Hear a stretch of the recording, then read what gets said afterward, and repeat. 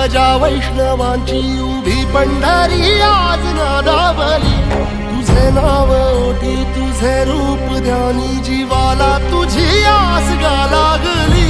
जरी बाप साऱ्या जगाचा परी तू आम्हाले कराची